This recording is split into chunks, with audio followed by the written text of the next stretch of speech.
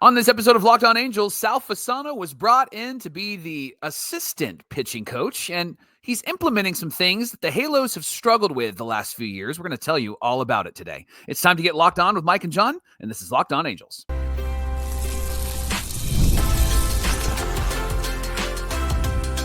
You are Locked On Angels, your daily Los Angeles Angels podcast. Part of the Locked On Podcast Network, your team every day. Hey, thanks for making Locked On Angels your first listen of the day. You can find us anywhere you get your podcasts, including Apple Podcasts, Spotify, and SiriusXM by searching Locked On Angels. And if you'd like to get back to the Super Halo Bros for all the Super Halo content, here's some things that you can do. Leave us a rate and a review on Apple Podcasts. If you're watching on YouTube, hit that thumbs up button. And if you're not subscribed already, please subscribe and help us to get to 10K by opening day and become a Locked On every day. And whether you're watching or listening, come over to YouTube and leave a comment. It's one of the best ways to get in touch with us and be a part of the conversation. Thanks for being here for this episode of Locked On Angels, where it's your team every day. You've got the Frisch Brothers here with you, a.k.a. the Super Halo Bros. My name is John, and that's my brother Mike. And my name is Mike, and that's my brother John. I'm pumped up, Mike. We're getting ready for I'm doing the Arsenio Hall over here on the video side, so come check it out. Listen, we're here 5 days a week as the host of Locked On Angels. It's our fourth season here. Crazy how the time has flown by. And we're talking Angels baseball Monday through Friday with you. On today's show, we're talking about Sal Fasano's impact on the pitching staff. Wasn't he a catcher? And he's going to be a pitching coach? That's interesting. We'll talk about what that means. We got some updates on Sam Bachman and Robert Stephenson, two guys who figure to be in the bullpen at some point. Obviously, Robert Stephenson has got to make his way back from surgery, and he's working on that. Sam Bachman, a little bit of a question mark as well. But first, Mike, let's talk about the Angels versus the Guardians yesterday. It was not a great win. It was an ugly loss, I should say. Not a great game, an ugly loss there.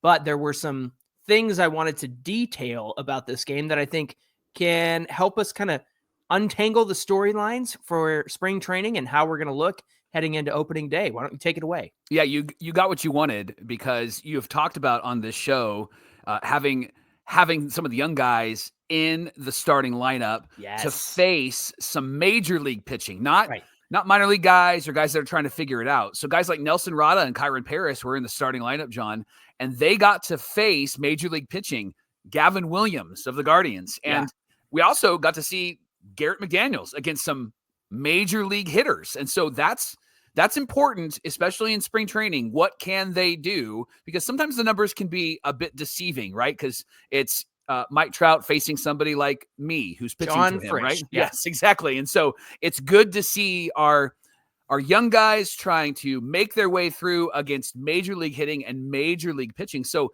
Johnny, why don't you start us with Nelson Rada? Yeah, Nelson Rada was batting third yesterday, Mike. So that was kind of fun to see. He went 1 for 3 with a strikeout, but he had an RBI against Gavin Williams. So far in spring, Mike, he's hitting 278, but the OPS is 679. You want that above 700 eventually, but 278, not a bad start in the first 12 games here in spring training with Nelson Rada getting it. And then Kyron Paris got into this game. He was also in the starting lineup. He doubled against Gavin Williams. And when the Angels made their substitutions, he actually stayed in at shortstop to replace Kingery. He was over at second, moved over to short. Seems like he's getting a nice look in spring, considering he didn't get substituted out of the game, and he got into the starting lineup as well. Let's keep an eye on that as spring training continues. Right now, Mike, he's batting .455 with a, get this, 1.318 OPS. That's fantastic. Do you still stick with your shocking addition that it will be Kyron Paris that actually is on the opening day roster? That was just my answering that question from Fan Mail Friday of who would be a shock. Well, if they continue to put him in the lineup and they're not subbing him out halfway through the game, and he's getting in there against major league pitching, and he's going to slug the way that he's been slugging and hitting home runs, Mike, I think he's got a really good shot. I think that they unlocked something with him with that change in the batting stance for Kyron Paris. Who was the guy that we traded Zach Greinke for? His name is I'm blanking on his name, right? He went to the Brewers. Why do you got to do this to me? Here we are, right? Here we are. Can't think of the name. Somebody write it in the comments. We'll think about it in a second. But that's who Kyron Paris reminds me of. he reminds me of him because just this spring specifically, with his swing, with his smoothness, with what he's doing defensively, that he's able to move around a little bit in the infield. I really like what I'm seeing from Kyren Paris, and I like that he's adjusted his swing, and I like that he is seeing the ball a whole lot better. You got the name? I got the name. Johnny Hellwig. No, I'm just kidding. That's one of the guys, not related to the Ultimate Warrior. No, Gene Segura, Mike. Yes. It was Gene Segura, somebody that, you watch his career play out and you're like, man, I wish we would have had it. But we had Howie and Ibar at the time in 2012. Yeah. So, maybe he could have been a third base option, but at the same time, really kind of a bummer to see him go. And then they didn't even re-sign Greinke, which was ridiculous. Right. There's something about being on a podcast or being on a show where you can't think of people's names, but if you're sitting across the table, having a cup of coffee or dinner, you're able to think of all those names. So thanks for yelling at us in the comments. Let's talk about Logan O'Hoppe, John. One of the Angels regulars, obviously went 1 for 2 with a double, a walk, and a strikeout. He's batting .545 this spring with a 1.34 OPS after Tuesday. And then Joe Adell got into this game 1 for 3.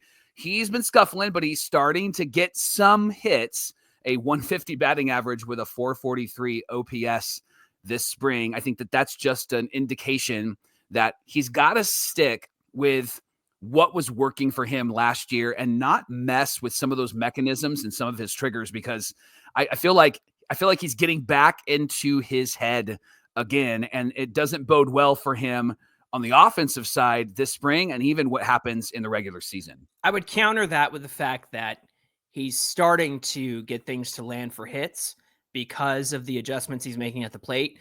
I know we referenced Jeff Fletcher's article, but then Rhett Bollinger had one come out yesterday, kind of detailing the same thing with Joe Adell.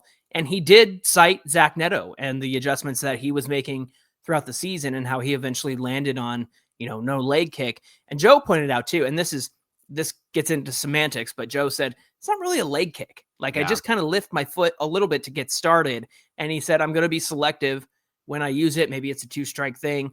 But then Ron Washington also mentioned in that article that, it's a game of adjustments. It's not a whole mechanical makeover. He's adjusting. And so that's what's going to happen. They're going to adjust back to you. So I'm hopeful that as spring continues, he can kind of get a lockdown on how he wants to approach things at the plate. Mike, let's talk about the middle infielder backups who all have a shot of making the team. Scott Kingery went 0 for 2 with a strikeout. So far in spring, he's got a 222 average and a 578 OPS.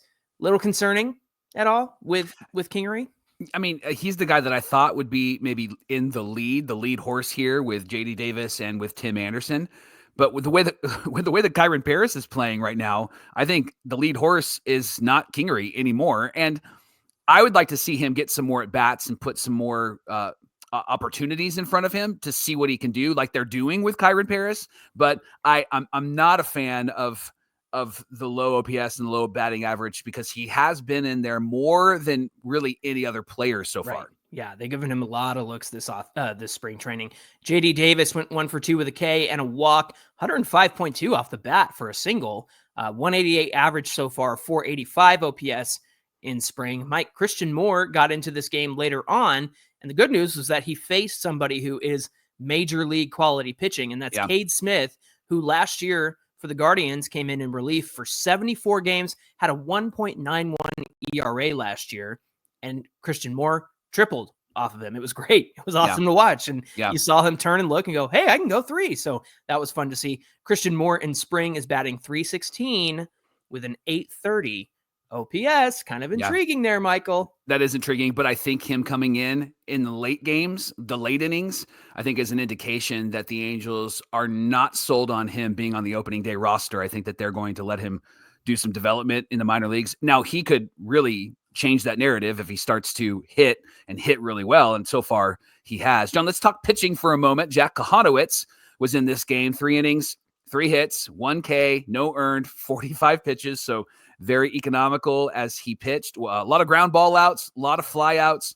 But you wanted to bring up something about Kochanowicz that we talked about on Friday. We addressed a question about whether we would add Detmers or Kochanowicz to the rotation if they both had good springs. Now, both of us said we'd probably lean in Reed's direction, and we would want Kochanowicz to work on his strikeout rate in the minor leagues. And so there was an everydayer, Walter, that asked a question about our comment. So why don't you read that? Yeah, he said, if Kochanowicz could possibly be your third starter, why are you sending him to the minors? Why does he need to work on his strikeouts? Why is that important? Strikeouts are nice, but I also like a pitcher who gets a lot of groundouts and pop-ups. Walter, I totally agree with you. Everydayers who watch this show know that I completely agree with you. Pitch efficiency is my middle name, and that's something I want to see more of out of the Angels starters. Groundouts and pop-outs are great because they help the pitcher get late into games. They help them be efficient.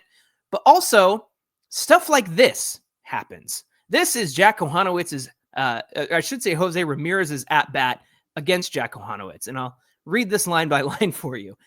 First pitch, sinker, foul ball. Second pitch, fastball, called strike. Third pitch, four-seam fastball, foul ball. Sinker, foul ball. Curveball, ball. Sinker, foul.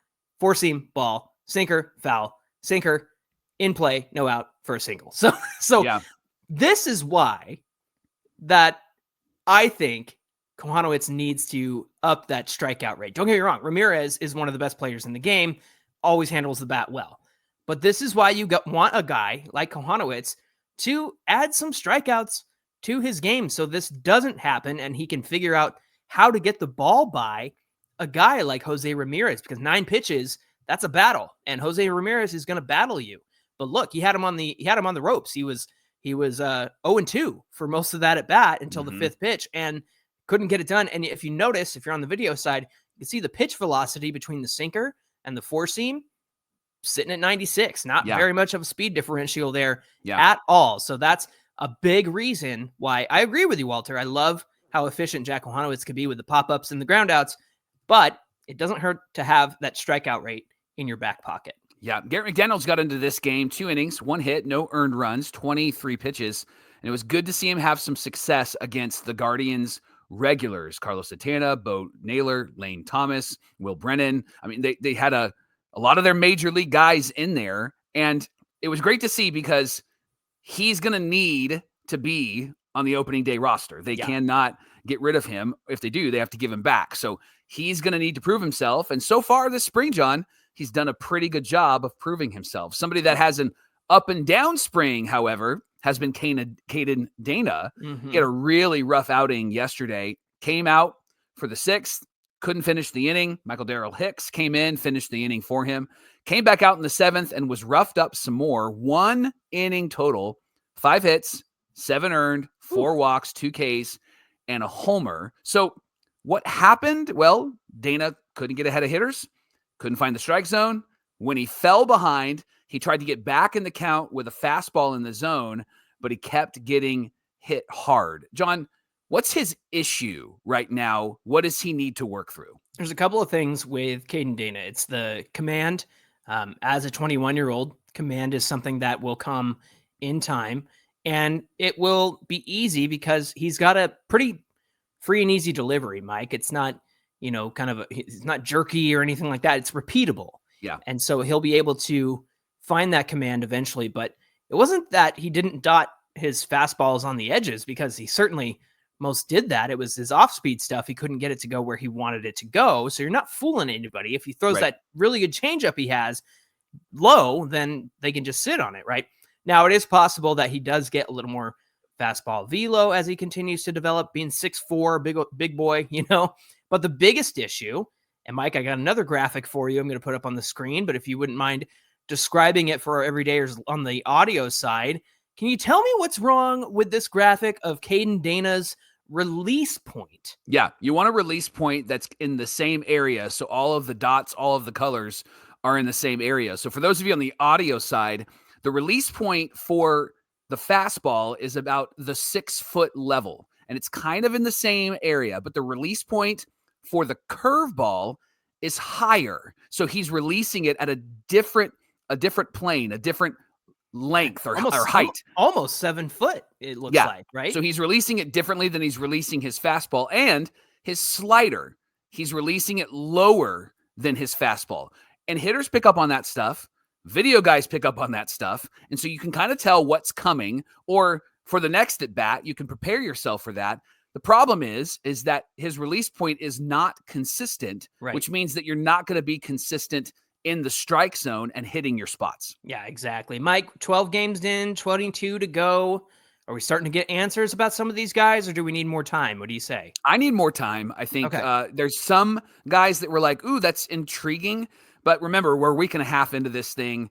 And again, we have, a couple weeks still to go, 22 more games. I think that we're going to see more of our starters, obviously, in there a bit more. I want to see more from Christian Moore. I want to see more from Kyron Paris. I want to see more from some of our starters like Kochanowicz. Love Caden Dana. But I want to see our starters, Reed Detmers, Tyler Anderson. I want to see what they can do. I want them to be ready for opening day, and I want them to run as hard as they can because, as I've said on the show before, I think that if they get off to a really good start, it bodes well for the season. Absolutely. Thanks for making Locked On Angels your first listen of the day. Coming up on the show, we'll give you an update on Robert Stephenson and Sam Bachman and talk about the strategy that Sal Fasano is bringing to the pitching staff and the catchers. We're going to get into all of that coming right up. I can't wait to sit at Angel Stadium with wonderful pistachios watching the game, John. I'm going to have mine without the shell. You're going to have yours in the shell. And we're not going to talk. Are you taking me to a game? I would love to take you to a game. Can we take your son too? Is he ready for this, or do you think he needs a bit more time? He'll need a little more time. Yeah. You got to prepare him for the heartbreak of being an Angel fan, right? And while we're there, though, you and I, we're not going to talk. We're just going to look at the game, hear the strategy, and eat our wonderful pistachios. And good news is they are the highest protein nuts.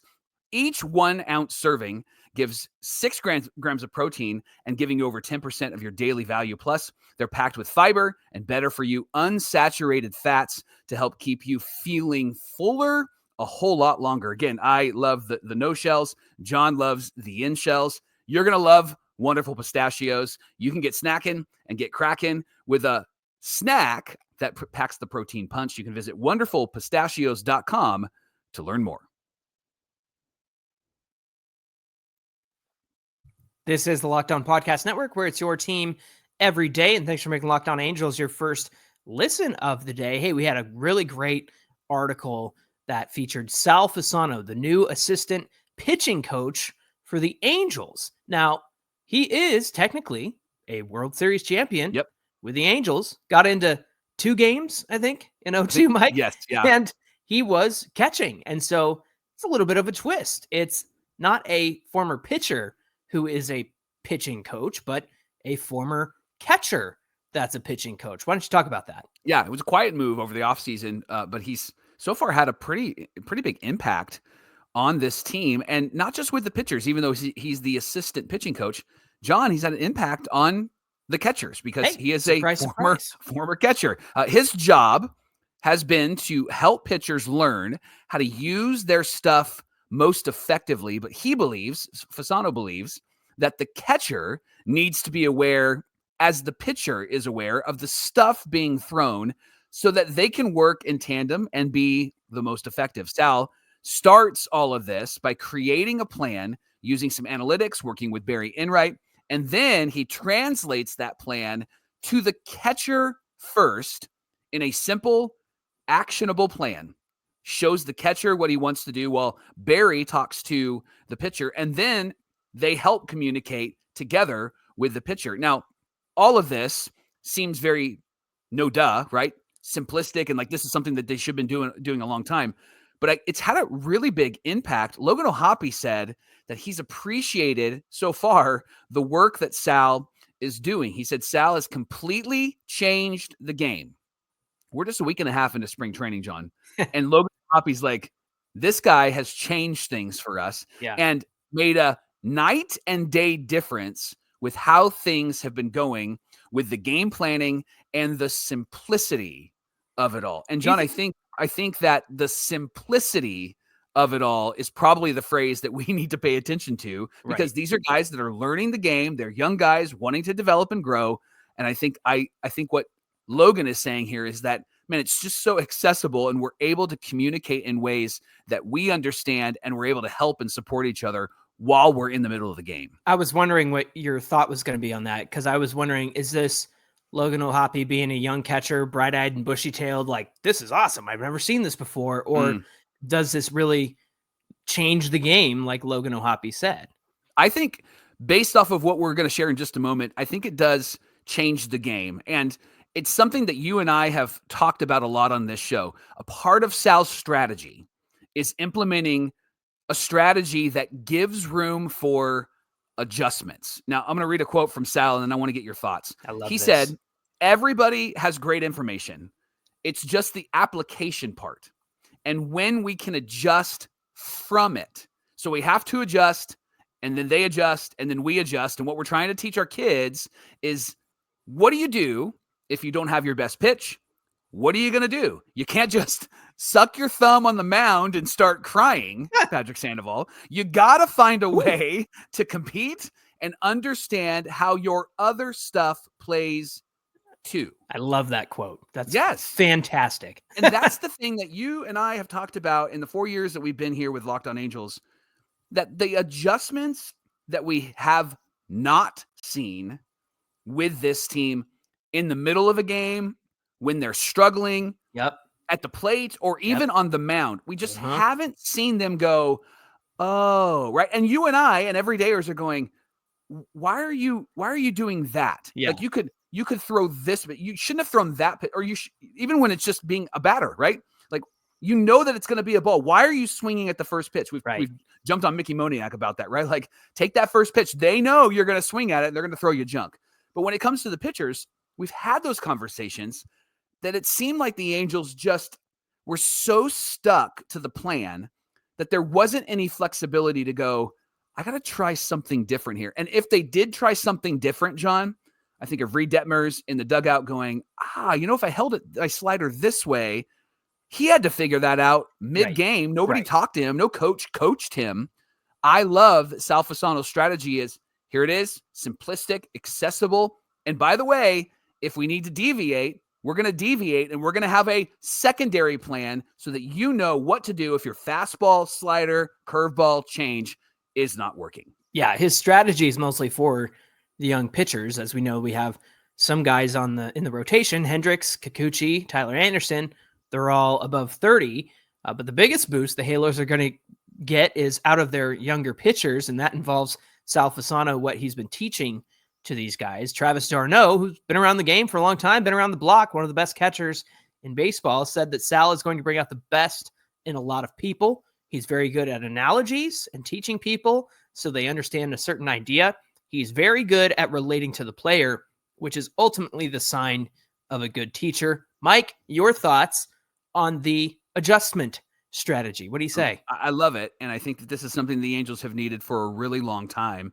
I love that Sal is working with Barry. It feels like Barry Enright has just surrounded himself with a great, great group of people that are implementing things that are easily accessible, easily received, and then you can talk about it in a way that clicks in the mind and clicks in the performance that these players are doing out on the field. I think that this is going to be a big year for Barry Enright himself, because they brought in Sal Fasano to help communicate the plan and adjust to the plan. Now, we've been big fans of Barry Enright because of the transparency he's brought to the media and to fans, and they're talking through things. He even messaged with us and said, hey, we're going to figure it out with Reed, right? Yeah. Well, Reed wasn't around to figure it out. He went down to AAA and came back up and struggled. I think this is going to be a big year for Barry Enright, especially year 2, when you can kind of implement a little bit more of what you've been wanting to implement. But then, Mike, part of it is just a new crop of pitchers that you can work with that are coachable and teachable and learnable. Can I say that? Learnable, right? Sure. They're willing to learn. And you know what's funny? The dreaded A word came up in this conversation, and that's analytics. But you know what I think is a great balance here? It's that they have analytics, and then they communicate it to a player and the catcher and the pitcher in a understandable way. Yeah. I love that he said, everybody's got the information. It's what you do with the information. Isn't that what it's all about with analytics? It's great to have it, but how you implement it is key. I also like, in the same breath, he's like, you can't sit out there and suck your thumb and be a baby about it. Yeah. It's like, well, you're talking analytics and an old school, like, hey, quit crying out there, right? I love the balance of that, and it really gets me excited for what Sal Fasano can bring to the team.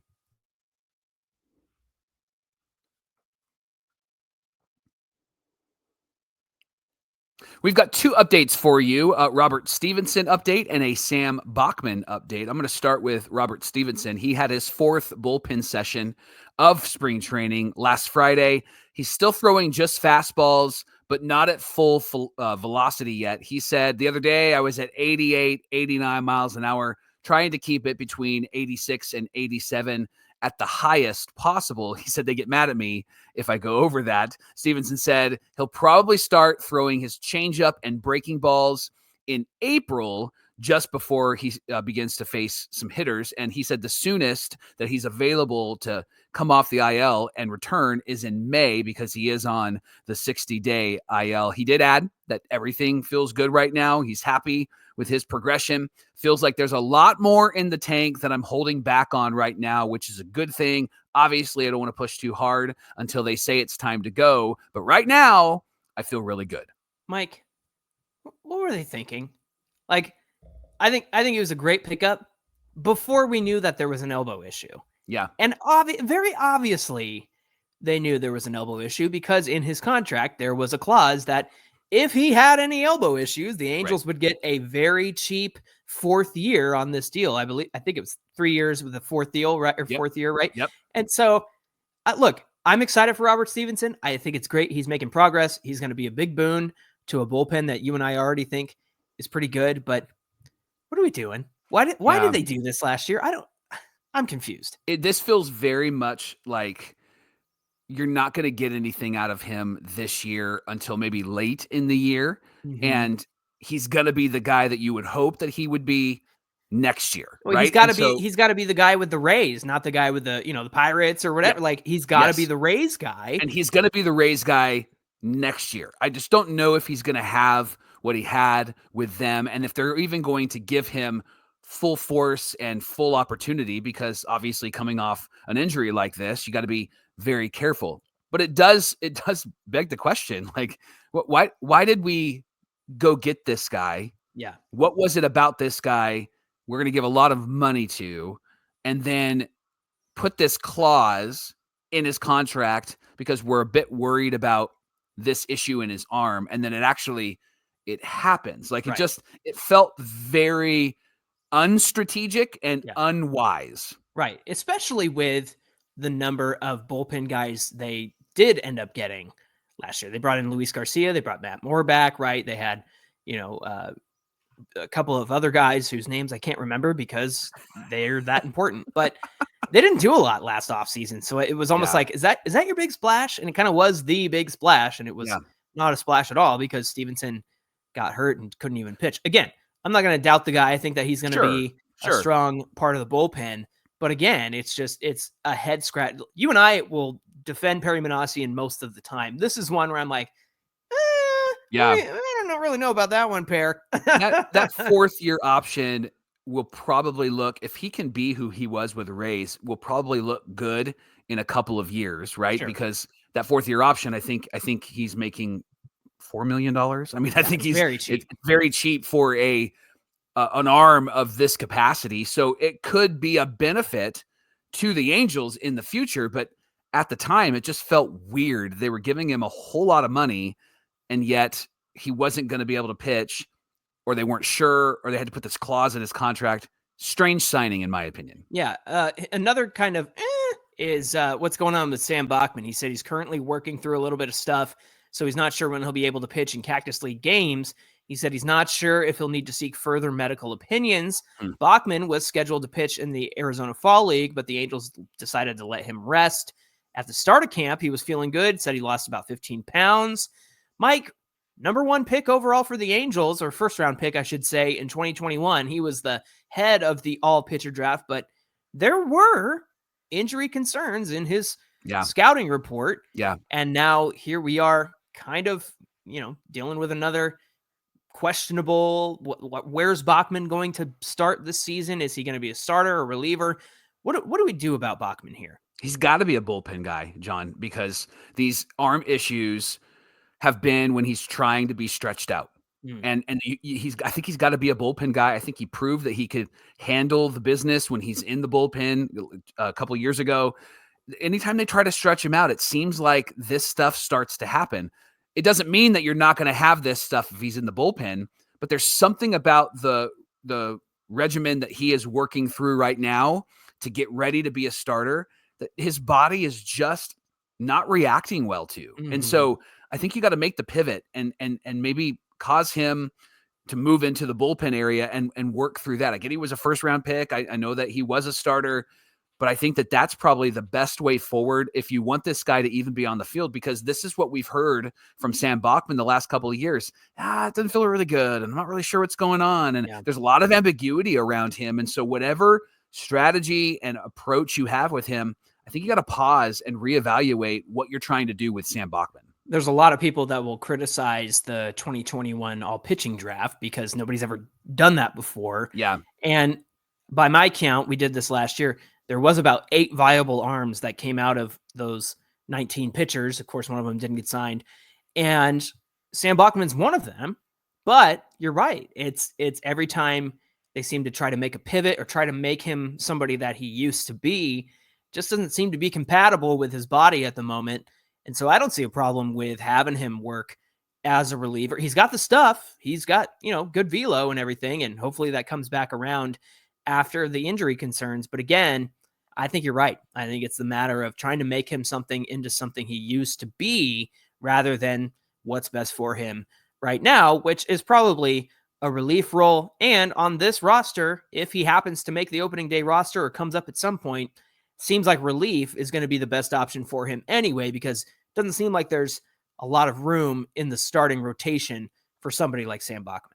Hey, thanks for making Locked On Angels your first listen of the day. Now for your second listen, check out Locked On MLB with our buddy Sully. You can find his show on YouTube or wherever you listen to podcasts. Hey, give us a follow on Twitter at Locked On Angels and at Super Halo Bros on Twitter and Instagram. Whether you're watching or listening, come on over to YouTube, find today's show, get in the comment section, hit that subscribe button, help us get to 10K by opening day. Mike, what do we have on deck for Thursday's show? John, is this a make or break year for Nolan Shawnuel? Ooh. Let's talk about that tomorrow on Locked On Angels. What a tease. I love it. All right, friends, we hope you'll come back and join us for that conversation. Until then, my name is John, and that's my brother Mike. And my name is Mike, and that's my brother John. Thanks for being here with us, everybody, and we'll see you back here on Thursday. Make or break.